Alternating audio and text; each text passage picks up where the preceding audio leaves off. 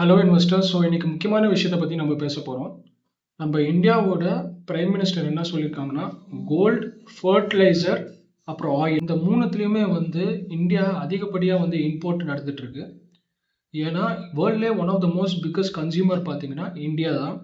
அதில் முக்கியமான விஷயம் என்னன்னா, எந்த கண்ட்ரியுமே பண்ணாத விஷயம் நம்ம இந்தியா என்ன பண்ணுதுன்னா, நம்ம மக்கள் ஆல்மோஸ்ட் க்ளோஸ் டு 7 லட்சம் கோடி கிட்ட நம்ம கோல்டு இம்போர்ட் பண்ணி கன்சியூம் பண்ணுறோம்.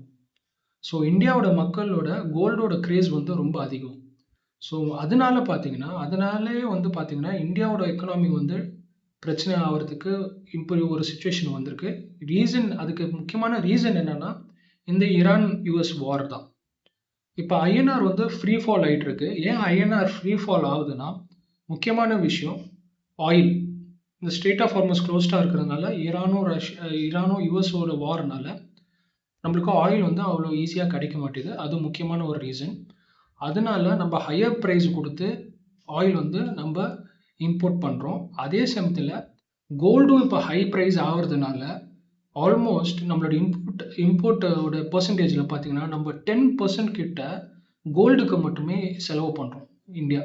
ஸோ இந்தியா கோல்டு ப்ரொடியூஸ் பண்ணுறது கிடையாது. நம்ம முக்கால்வாசி கோல்டு நம்ம சுவிட்சர்லாண்ட்லேருந்து தான் எடுத்துகிட்டு இருக்கோம். ஸோ இதனால பார்த்தீங்கன்னா நம்ம ஐஎன்ஆர் ஸ்டேபிளைஸ் ஆகாமல் ஃபால் ஆகிட்டே வருது. Now it is close to 94 rupees. இது ஸ்டேபிளைஸ் பார்க்கறதுக்காக தான் பிரைம் மினிஸ்டர் சொல்லியிருக்காங்க. இந்த வார் நிற்கிற வரைக்கும் இந்த மாதிரி இஷ்யூ இருந்துட்டு தான் இருக்கும். இது இன்னும் கஷ்டமாகிறதுக்கும் வாய்ப்பு அதிகமாக தான் இருக்குது. இதில் முக்கியமான விஷயம் நீங்கள் என்ன கன்சிடர் பண்ணணும்னா, there can be a lockdown வரதுக்கு கூட வாய்ப்பு இருக்குது. இல்லை ஃபியூவல் ப்ரைஸ் அதிகப்படியாக ரேஸ் ஆகிறதுக்கும் சான்சஸ் இருக்குது.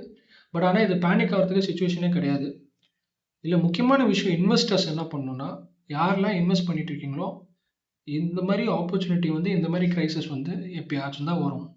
இந்த மாதிரி டைம் கிரைசிஸில் நீங்கள் இன்வெஸ்ட் பண்ணாமல் விட்டுட்டிங்கன்னா you are basically losing the opportunity. Okay, world எப்போ நல்லா இருக்கோ அப்போ நீங்கள் இன்வெஸ்ட் பண்ணிங்கன்னா அப்போ நீங்கள் காசு பண்ண மாட்டீங்க. எப்போ எக்கனாமி பெட்டராக இருக்கோ அந்த மாதிரி டைமில் நீங்கள் இன்வெஸ்ட் பண்ணும்போது நீங்கள் காசு பண்ண மாட்டீங்க ஈக்விட்டியில்.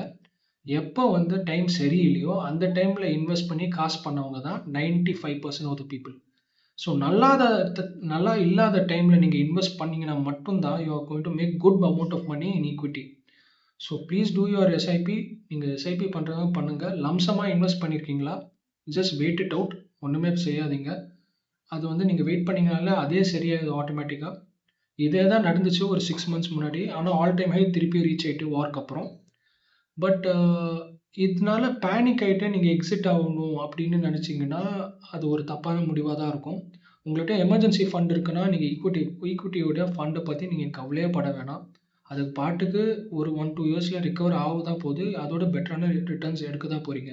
It is right time you aggressively invest in equity now. ஃபுல்லாக 100% ஈக்விட்டியில் இன்வெஸ்ட் பண்ணுறது ரொம்ப நல்ல time. Silver will also appreciate. Gold will appreciate lesser than silver. Silver has more potential to appreciate actually. But being ஒரு 10% அதுக்கு allocation கொடுங்க. மிச்சது ஈக்விட்டியில் invest பண்ணுறது is much better option. If you want to invest, please contact us. Thank you.